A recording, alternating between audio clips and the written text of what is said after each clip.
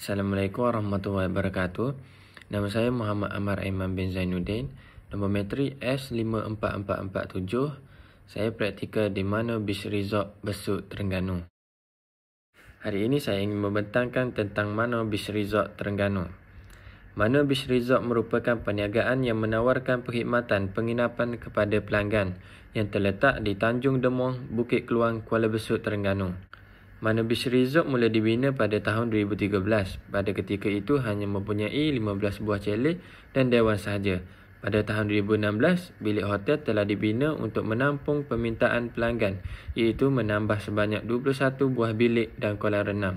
Keluasan Mano Beach Resort ialah seluas 1.2 hektar, kira-kira 50 meter di pinggir pantai di Tanjung Demong, Besut.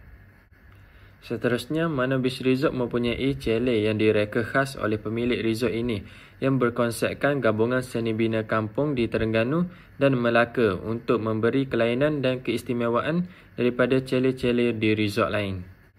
Selain itu, terdapat 5 jenis bilik iaitu chalet, Deluxe Twin, Deluxe King, Honeymoon Suite dan VIP Suite.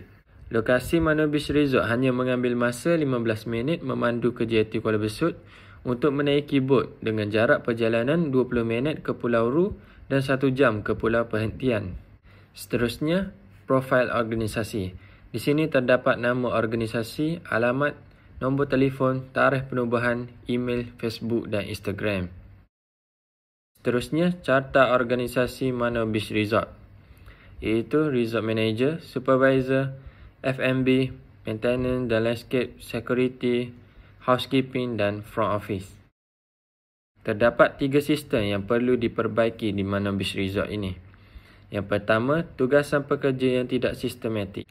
Masalah yang didapati ini, pekerja akan mengalami cepat bosan atau tidak dapat fokus secara tulus kepada sesuatu kerja. Sebagai contoh, pekerja mengendalikan pendaftaran masuk pelanggan. Pada masa yang sama, pekerja seharusnya menjawab panggilan telefon, mengisi maklumat pelanggan, menulis resit, menerangkan maklumat tentang bilik, menjawab pertanyaan pelanggan dan lain-lain. Seterusnya, sistem yang perlu diperbaiki ialah kekurangan pekerja atau staf lelaki.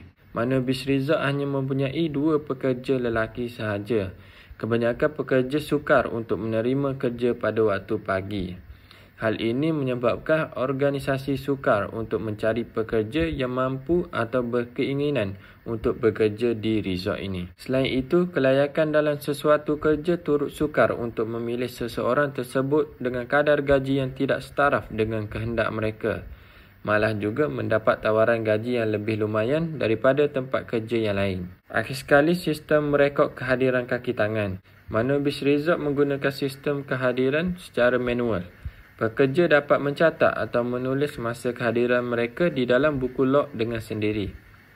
Hal ini mungkin dapat menimbulkan penipuan di kalangan pekerja yang sering datang lambat, tetapi disebabkan rekod kehadiran tersebut boleh diisi sendiri, mereka akan mengisi pada waktu kehadiran menepati masa atau awal di dalam buku log tersebut.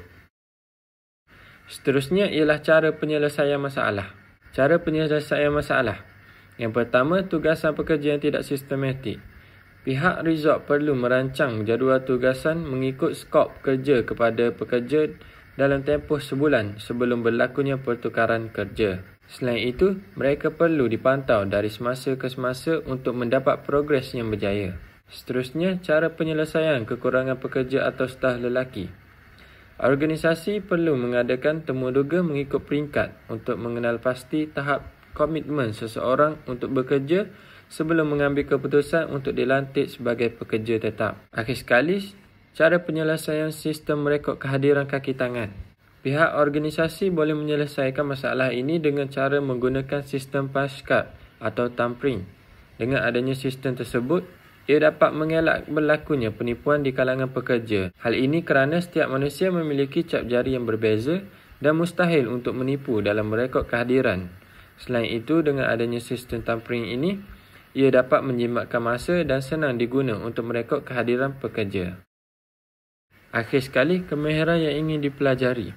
Latihan industri ini membuka peluang kepada pelatih untuk mempelajari pelbagai kemahiran serta menambah pengetahuan sebelum memasuki ke alam pekerja yang sebenar.